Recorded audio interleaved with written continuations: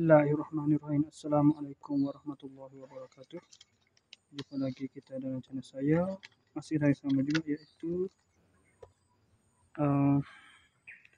hari Sabtu 20 September 2025 Masihi, bersamaan dengan 20 Rabiul Awal 1447 Hijriah.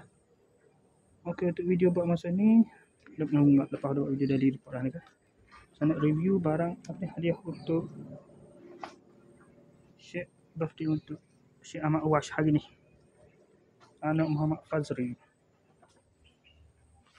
Okey, kostum saya tak tahu